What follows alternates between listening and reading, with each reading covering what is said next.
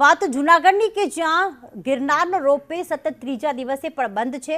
ભારે પવન ત્યાં ફૂંકાઈ રહ્યો છે અને જેના જ કારણે ગિરનાર રોપવે 3 દિવસથી બંધ કરવામાં આવ્યો છે।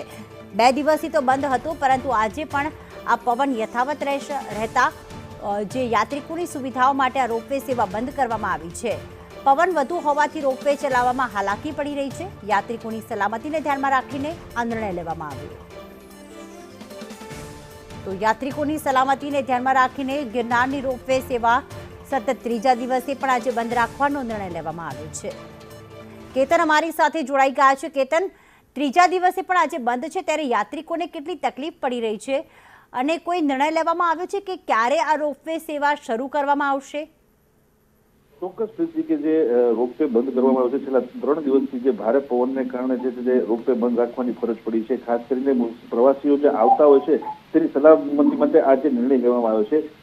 ખાસ કરીને વેકેશન પડી ગયું છે અને લોકો પ્રવાસીઓ અહીં આવતા હોય છે, પરંતુ જે રોપવે બંધ છે તેને કારણે ભારે જે છે તે નારાજગી સાથે લોકો પરત ફરતા જોવા મળી રહ્યા છે। ખાસ કરીને પવનની ગતિ શાંત પડશે ત્યારબાદ રોપવે ફરી શરૂ કરવામાં આવશે તેવું અત્યારે તો હાલ જાણવા મળી રહ્યું છે। જી પ્રીતિ, આભાર કેતન તમામ વિગતો માટે।